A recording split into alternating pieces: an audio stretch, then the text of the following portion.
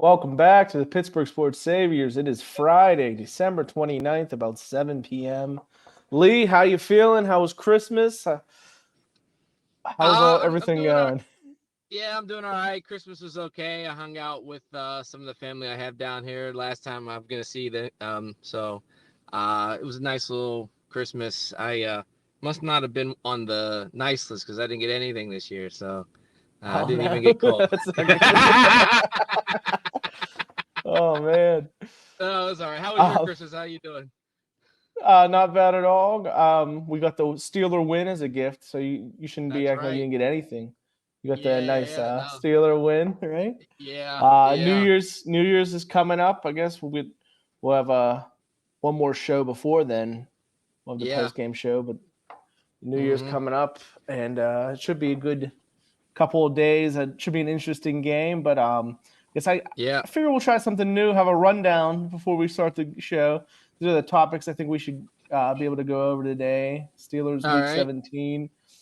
First, we'll talk Rudolph and him being named the starters, and then I'm going to ask you for some New Year's resolutions for some of these players and coaches and different parts Gotcha. of the Steelers organization. If you want to do that, All and right. then we'll finish it off with some Week 17 against the Seahawks talk.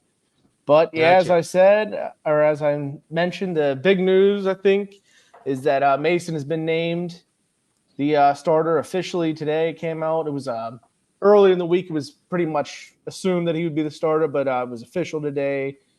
Kenny Pickett is still questionable at the moment. So maybe he comes in, or maybe he's a backup for the game, trusting as a backup. Mm. But we'll see what happens there. But what are you thinking on Mason getting the start? Yeah, I think it's great. I mean, he came out and really showed out in that Bengals game the other night. Mm-hmm. He was ready. He was prepared. He was ready to play. He came out there and let everybody know that he still has it. That he can still throw the ball a little bit accurately and make some plays and not make too many mistakes. I like this. I liked him out there. He looked great, and I'm excited to see him out there again this coming Sunday. Yeah, I definitely think he earned this job. As we said before, he earned this start for the way he played in Week 16. I just you can be a big supporter of Kenny, but there's no way you can watch that game and saw the points that they scored and not say that Mason earned Mm-hmm. at least another shot, especially Yeah. with Kenny not being 100%. Maybe if he was 100%, you can start arguing about how he looked just as good against the Bengals, but they didn't score as many touchdowns, of course. And I think that's a Yeah. big part of it. Um, Yeah. you can spin it how you want. You can say how Mason's first touchdown pass was a short slant, and then all the work was done by Pickens, but that doesn't change the fact that he got results and the Mm-hmm. most important part, which is points on the board. So Yeah. I think it was an easy choice, easy decision, at least for this week to Yeah. start Mason. Um, but I guess the question is the what ifs that come with starting him this week. What if he plays great again? I think then you start getting into a situation where you can put Kenny back in, even if you think Kenny's better. This is going to be 2 weeks in a row of him playing at a high level. You have to stick with Mason for Week 18, right? Yeah, you have to. I mean, I even go a little bit further. He just had surgery. Let the guy. There's only a couple games left in the season anyway. Regardless if we make the playoffs or not, let the guy heal up. You know what I mean? I don't Uh rush huh. him back. I know he's our starting quarterback. He's our QB1. We drafted him. You know, we want him to be our guy, but I think maybe you should let the guy rest from the surgery. And yeah, if Mason does better this week, I mean, you got to keep him in. You can't just okay, Kenny's better, throw him back in. No, I mean, you can't do that. I mean, he's giving you 2 weeks of great gameplay, as the quarterback for the team right now. I think you got to keep him in. Yeah. So Kenny, this is before the official announcement. He did make some comments this week. So it's about 2 minutes long. I'll give that a play Okay. real fast just to give some context for All right. where his head is at and how he's feeling right now. Mentally All right. not knowing if your body's going to fully be able to recover to allow you to even take the field this rest of the season? Yeah, it's just taking it a day at a time, and they have a plan for me. I'm just going by what they're telling me.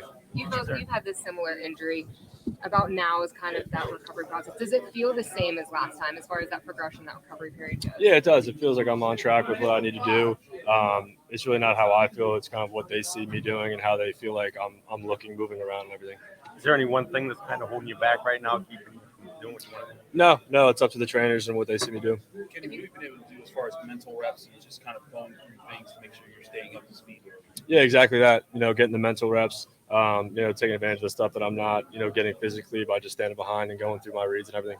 If you were to put a percentage on it, how do you feel percentage-wise? I can't give you a percentage. I don't really know. I mean, like I said, just listen to what the trainers are telling me, the way I'm moving and everything, and go from there. Do you feel like you would have to be 100% to be able to go on Sunday? No, that's not my call. That's the trainer's call. Have you had the chance to step back and be on the sidelines and see the game from a different perspective? Has it allowed you to see anything different, learn anything, and take some lessons from it? No. How's the relationship between you and Mason in that quarterback room? It's great. Between Mitch, Mason, myself, and Coach Sully and DC, we're all really tight, all pulling for each other, all helping each other out on the sideline. Great friends of mine. Those guys always be great friends of mine. What's it like seeing your offense score 34 points and you guys getting on those big plays? Yeah, it's good. We had a lot of success. Guys did a great job after the catch. Mason made great throws. I thought we played complimentary football all the way around. Defense played great, so it was awesome to see. What have you seen out of Mason from a preparation standpoint? The same as he's always been. He's always a consistent guy, so his consistency is great. He shows up with the same attitude. So I'd say, his consistency is awesome. Are there any boxes you have to check for the coaches? Or is there anything that you haven't done yet? Or do you feel like you're good to go? I feel like I always try to push myself. It's the trainers, it's the coaches, it's what they see me moving and how, they want to go about it. So there you go. He thinks he's ready to go. I think that's one of the takeaways. I thought the other takeaway, it was a little hard to hear on that clip, but he was asked if he learned anything from watching from the sidelines, and he gave a very quick no answer. That's been getting some attention this week. Some people complaining, other people saying that it's good and that he has that confidence, I guess. But what are your first thoughts listening to Kenny? This is the first time we've heard from him in a while, I think, right? Yeah, it has. It has been a minute. He kind of seemed like he was a lot mature with the answers. He seemed to be like he's giving Mason his kudos, but there's a part of me that kind of feels like how he was answering was more of like, I think he thinks he's ready to play, and I don't think they think he can do what Mason did last week, and I think they're still like taking it a little easy. They want to kind of see what Mason will do and maybe throw him in if Mason screws up this week. But I kind of think like, okay, look, there was a nice little spark. The Steelers still have a chance with making the playoffs. They got to see something we hadn't seen in a while with Mason being out there. And I mean, of course, I don't know if you saw, but there were some clips of him on the sideline. And he looked a little, upset while, like the commentators were talking, but it's not like he could hear what they were saying. But him and Mitch were standing next to each other, and they didn't kind of look too happy about how things were going with Mason on the field, But I think that he's happy with how things are, but I think there's a little bit of this disgruntlement there as well. I do. To the sideline things, fans, I don't think. To the fans cheering. I don't think there's anything to read into the sideline stuff. Yeah. There are other like pictures that are out there of him cheering, like celebrating the one touchdown pass to Pickens, and I don't want to read into anything like that, especially. It supposedly was pretty cold on those sidelines and everything. Yeah. So that could have been why he's doing that. And I think that just adds controversy that's not necessary. But yeah, you're right. He definitely is pushing the notion that he thinks that he's ready to go. And he's this was before they officially announced it. He was definitely putting pressure on Tomlin and the training staff to make a decision. And they couldn't really, like, Tomlin couldn't come out and say, hey, I don't, Kenny's not ready. That's why we're going to go with Mason. It put him in a situation where he had to say, okay, we're going with Mason because we want to have Mason here. We're ready for him to get another start. So that started playing some what ifs, some more what ifs. What if Mason does struggle what level of struggle would you need to see in the first half to make a swap at halftime? 3 interceptions, maybe. Fumble loss. Interceptions, yeah. Uh-huh. So you're thinking mainly turnovers. What if the score? What if the Steelers are down 10, something like that, and it's like a I don't think you 10 take to him out nothing? still. Nah, I don't think you take him out even if Uh-huh. it's 10-0, because the Yeah. Seahawks might be a decent team as it is. I don't think 10-0. Maybe if it start getting up to like 20, maybe you're starting to push it. But then again, we've already seen the story with Mitch and Kenny on the field.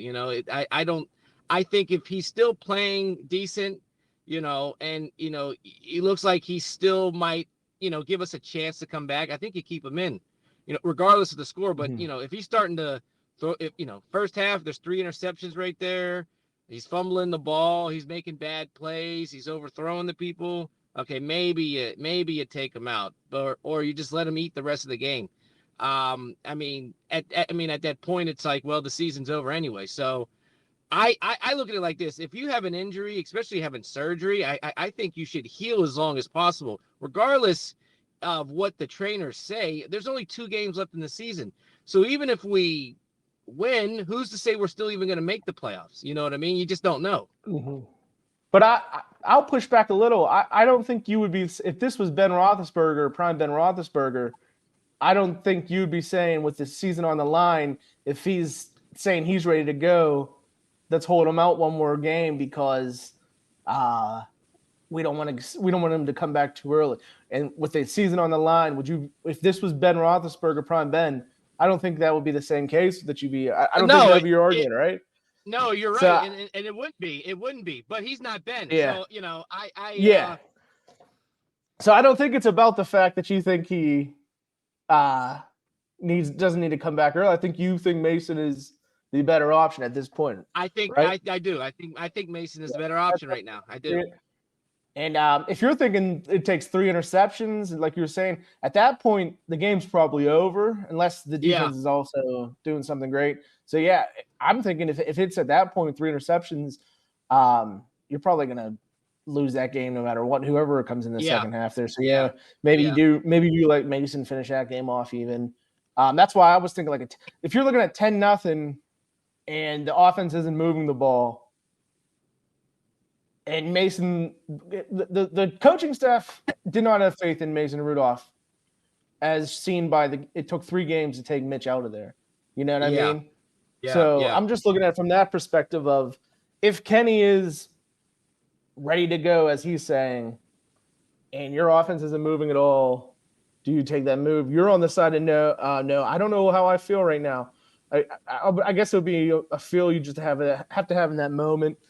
But I think that as fast as everyone's gone on the Mason bandwagon, it could change real fast if easily. he has a slow start to this game. Yeah, easily. But then who do you throw in? I mean, we haven't seen much. If the game's over, you might as well just. If the game's over at halftime, you might as well just either keep Mason or just throw Kenny in and see what could happen. But I'd hate for him to get re-injured. But I really don't think Kenny's the guy right now. I don't. So here's the more extreme what if the play. How many more games does Mason have to win for you to say he should start next year as the number 1 guy? I think he has to win these next 2. So he wins these next 2, and that's enough. So wins these next 2, we lose the first playoff game. That would still be enough for you to say Mason's our guy going into next year. Yes, I do. I think you give him the keys next season. Well, but so I'm talking about in general, like meaning like in free agency, you're not going to go look for a starter. You're going to. Oh, I think you do go look for a decent starter. Somebody that maybe has put up some numbers, but I mean, so that's my point. Though I mean, if these next 2 games are blowouts like this last one was, and the offense is moving, I think you keep him. Yeah, keeping him is one thing. I'm talking name him the week 1 starter. I think we need to get at least one playoff win before you can even talk about that. All right, I'll agree with that. I think he has to win these next two, and if we make the playoffs, he has to win the first game. I can Yeah. I can get on. I can get behind To that. name Yeah, I can get to behind have him as a starter, because the way I look at it, even if he wins these next two, I still would want an upgrade over him or Kenny for next season. Oh, for sure. And we're gonna have a new offensive coordinator. I would hope that they would have a say in what they want to do. But as we sit here, it would take me 3 more wins from Mason. Now, okay, so let's say he wins these next two, but we don't make the playoffs. You think that would be different? But the odds of that are so. Though the odds of that would be like it's like a 5% chance if they yeah. So, but if that were the case, yeah, it would be. I wouldn't be willing to name him the starter. I wanted to see him win a game against a team that's in a playoff setting before I would be willing to name him a starter for sure. And then at that point, you're gonna have Kenny, who's gonna be on the 3rd year of his deal. I don't know offhand how much money that'll be. Not sure either. So yeah, I'm looking it up now. Kenny's cap hits the next 2 years would only be 3.8 million and then 4.5 million. So those aren't big hits. So he can be your backup if you're not ready to keep him in there as your starter. I know it's a waste of a pick, but I think that's not to get a good backup. How much are they paying? They're paying Mitch Trubisky $10 million, I think, this year. So yeah, I think that's not the biggest problem in the world to pay him that much money, and then you're still technically not giving up on the guy if you play it out that way. But how are you feeling on that? Would Kenny be a serviceable backup for you? I think he'd be a decent backup, and you just never know. He could be even a better player if we get a different offensive coordinator with a different playbook. You know what I mean? I mean, we really haven't gotten to see much of Kenny with the two we have in right now that have stepped in. So because of the injury, so we haven't seen too much. I mean, we got the game with I think it was the Bengals, and then he got injured in that next game. So we haven't seen too much. Mitch had stepped in. Who's to say if Kenny doesn't get injured, maybe we win some of those games. But again, you don't know. I think he would be a decent backup if Mason's the guy moving forward. Yeah, I think Kenny definitely would have won at least one of those games that we lost. I think he wins that Arizona game. Even you got to remember he goes out. We're at the goal line in a 3-3 game before it turned. He gets injured and then all that stuff happens. But let's shift gears. New Year's, couple days away. I figured we can write out some resolutions for different people on this New Year's resolutions for a couple different areas of this team. I figured I would start. My first one would be for Mike Tomlin. And what I would like to see is him step out of his comfort zone and get us a dynamic offensive coordinator, someone that doesn't have to have ties to him, someone that is running an offense that is like a modern offense that other teams in the NFL are using now. How are you feeling about that for Tom? Yeah, I was gonna say the same thing. I think that's a great resolution for him. I hope he finds a great, decent guy to come in and make some great plays for our offense, and brings us back to the Pittsburgh Steelers offense that we like. Okay. I was looking just to double check. 3 of the last 4 offensive coordinator hires. So the only hire he's made 4 OC hires as head coach. Of those, 3 of them were internal hires. 2 receivers coaches. Arians was a receivers coach. Canada was a receivers coach. Canada was the quarterback coach. Finkner was a receivers coach before they got the jobs as coordinators. Todd Haley, the only exception, he had just gotten fired by Kansas City. So 3 of the 4 were internal hires for guys that no one was really clamoring for, I don't think. And then on top of that, 3 of them had their contracts just let them expire. None of them were like gone to another place, and then the fourth one is Canada, who's just outright fired. So none of Yeah. these hires have either had a lot of interest beforehand or after these Steelers Yeah. let them go. No one was promoted to a head coaching position. It's just been they've been let go by the Steelers. Arians went on to go to the Colts and became their interim head coach, but none of these guys has anyone been clamoring for once they've gotten to the job or prior to getting the job. But how are you feeling on your next guy or your resolution? What are you thinking? So my resolution is going to be for Deontay Johnson and George Pickens to watch some film on that block that Jalen Warren did for Calvin Austin. If on the jet sweep touchdown, if you see the block, I mean, he gets his guy out of there. Calvin Austin scores. That goes back to his tweet. If we were in different positions, I'd have blocked for him, type of thing. Yep. I think they need to take a step back and remember that it's not just about them. They're on a team, and the team, the team is about winning together as a team. It's not about just them individually. I think they need to take a look at that play and like, look, wow, he really went above and beyond on that block. And maybe we should start doing that. The dancing, maybe, Deontay Johnson, you're the veteran wide receiver. Why don't you take some of these guys in your wing and really actually, help them out and be the veteran that you're supposed to be for the team and actually make it about the team and not yourselves.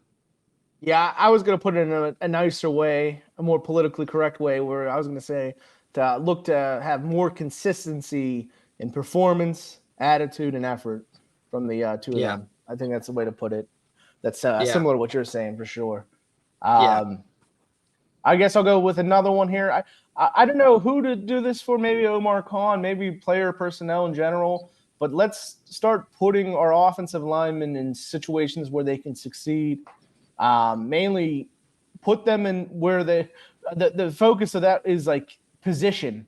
So Broderick Jones is playing right tackle right now. He's a natural left tackle. Put him at left tackle. Let him succeed. You draft him with a mid first round pick, and you put him in a spot where he's struggling right now. For the last month, he's been struggling in pass protection, and a lot of it's probably due to playing right tackle. He's not used to that. St. Louis, Los Angeles Rams have Kevin Dotson, who was miserable as a Steeler playing. Now he's one of the better guards in the league because they switched him to the other side where he was more natural. And then was it Kendrick Green? They put him at center when he was a natural guard. That's like three different guys that you've spent draft capital on, where you've put them in places where they're not used to, instead of just letting them play where they're naturally supposed to be playing. So that's my next one. My next one is going to be to the team itself, the Pittsburgh Steelers. I think they need to become a little more disciplined come next season when it comes to the penalties. Especially for the wide receivers that are lining up for the whatever the penalties, I forget what they're called when the it's like was it a bad line shift where they're calling illegal shift, illegal shift, and where somebody isn't on top of the tackle or over the ball or whatever. Covering the they need to be a little more disciplined with the penalties because they've given up too many yards defensively. And lost a lot of yards offensively for simple penalties that are simple, easy rules that they should already know how to do while they're playing the sport. I think they need to do a reevaluation of themselves and become a little more disciplined come next season to make fewer penalties and fewer mistakes like that.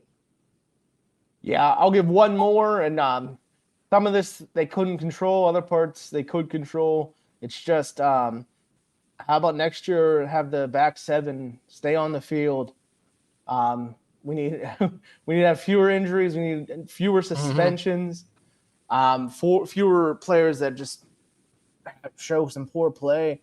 You look at where the depth chart was at the beginning of the year and looking at where it's out now, it's crazy the difference. You still have your two. I said back seven, so I guess that would Yeah. include the two outside linebackers, but they've been healthy. But the inside linebackers, their health, the cornerbacks, a lot of that's been performance between Levi Wallace and Patrick Peterson. They started to shift Peterson around at least, and now he's playing safety where he's actually played pretty well, at least last week. And then there's Minka's not been able to stay completely healthy. Casey can't stop hitting people, gets suspended for a year.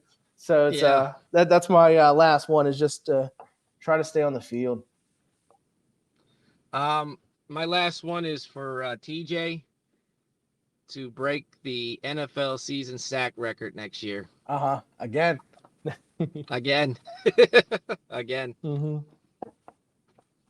Yeah, it'll be nice to see him do that. He there's a lot of banter going back and forth between the fact that Garrett is currently the Vegas favorite to win Defensive Player of the Year, although TJ's like got him beaten every stat, every tangible stat. He's been beating him in. Yeah. So it's we'll see what happens with that. But how about we go and or you got anything there? No, that's it. No, we'll see what happens. Okay, cool. Yeah. Yeah. So let's focus on Week 17. Steelers at Seahawks. Steelers come into the game as a 3.5-point underdog. It's a 4:05 start on Fox. Obviously that's 1:00 over in Seattle. But what are your thoughts on the game? It looks like DK Metcalf has been questionable. I don't think he was out for the beginning of practice, at least today. So he might be out of the game for them. Geno Smith's back. I'm pretty sure he's starting. He played last week also. So what are your thoughts on this game coming up? I think this is going to be a really decent game. You have two teams that are 8-7. I think the Seahawks are in the wild card right now, I believe. And you have the Steelers that are trying to vie for a playoff spot as well. You got two teams that are trying to make a push here at the end for the playoffs. Again, in the past, I've kind of compared the Steelers to the Seahawks. I think they're kind of a decent team. Two decent teams playing against another. I think it's going to be pretty good. I'm hoping for a nice little blowout like we had last week. I think our team, again, like I think you talked about it last week, defensively, we definitely have better players, but they have a lot more explosive players on their team. It's going to be tough, especially with that crowd. But I think it's going to be a good game, and I want to say the Steelers will win, but hopefully this past week just wasn't a tease. Yeah, that's the main thing that we need to see, that replay of what we saw last week. I think if the Steelers want to win this game, you got to come out. You have to play solid defense. You have to have Rudolph hit some shots like he did.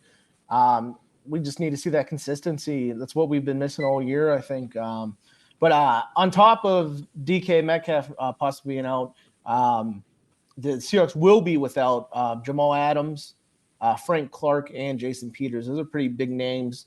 I haven't followed too much to see how those guys have been doing. I know a lot of them are getting up there in age. Jamal Adams, I don't think is that old. I'm not sure on Frank Clark, and I know Peters is pretty old at this point. But so I don't know how exactly they play. But those are some big names that they're going to be without. And then they're starting running back Kenneth Walker is also questionable, and one of their defensive ends, Mario Edwards, as well. I'm even looking. Okay, there's even more. There's Devin Witherspoon is a cornerback, and Jordan Brooks, another linebacker. They're all questionable coming into this week, so that's a good sign for the Steelers. But I do think that this 3.5 spread is right where it needs to be. I think I'm ready for my prediction. Unless you want to make any more comments before we go to that. No, I just think that the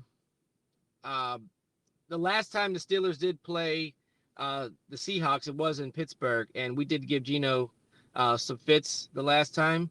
I think that there's going to be a repeat with that with Highsmith and TJ. That'd be nice to see.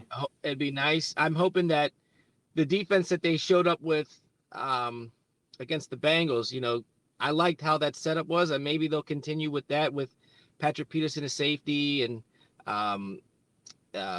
bringing Miles Jack back in, maybe he'll get to start, and so I think that was all pretty good, how they had that all set up. So I think it'll be a good game. Yeah, so the likely starters for the Steelers on the back end, it looks like it's going to be Miles Jack and Michael Walker and inside linebackers. Then Eric Rowe and Patrick Peterson's are at safety, and then Porter and Levi Wallace as the two outside corners, and Chandon Sullivan as the slot corner. So yeah, they're going to put Peterson back there again. I think it's going to be tough going to the West Coast. I'm going to say the Seahawks do pull this one out. But before I go to that, I do think it's important to note that the Bengals offense was rolling before they came in to play the Steelers. Even with Browning in there, he was playing well. But I still think that both these teams have a lot to play for. It's at home. I think Seattle's a pretty decent team, even with all these injuries that they may have. I'm going to go with a final score of 23-20. So technically the Steelers cover, but I think the Seahawks will win 23-20. It's my guess for my prediction for this week. Yeah, I pretty much about the same. I was gonna say 24-20 Seahawks. Seahawks too. Okay. Yeah, I think we said it before last week. We're done giving them the benefit. Even with the way they played, I don't want to look like a fool again. Yeah, exactly. So I'm thinking 24-20 Seahawks over the Steelers. It's gonna be a tough game on the road. So, but I think that's my final prediction. Do you have any standout players? I think we will see the Steelers run the ball pretty well. I think so. I'll go with Warren, my guy. Okay. On offense, and then TJ will keep doing what TJ's doing. That's the automatic answer, I think, on defense. So if you want another one from me, how about we'll go with Peterson in the back. Okay. Continue his good play as a safety. Okay. I haven't forgiven this guy yet, but I'm gonna say that Deontay Johnson's gonna have a pretty decent game. Okay. On offense and on defense, I think Alex Highsmith is gonna record like 2 sacks, and I think Joey Porter Jr. will get an interception or 2 as well. Yeah, Porter's a good name. He's looking forward to this matchup. He was really looking forward to seeing Metcalf out there. So hopefully he gets to see that matchup for himself. Not 2 big physical guys out there on the edge will be interesting to watch if Metcalf does play. So that'll be cool to see. But I said I didn't want to look like a fool again, but with those predictions now, I do want to look like a fool. So I do hope the Steelers come out and win by 20 points and make me look like an ass. Make me feel But George Pickens did it to me last week. Made me, after all my comments about what he's ever done, he comes out and gets 200 yards and 2 touchdowns. But if that's how it's going to happen, I'll take it. I'll see you after the game on Sunday, Lee. Sounds good. I'll see you then. Yep, sounds good. I'll see you.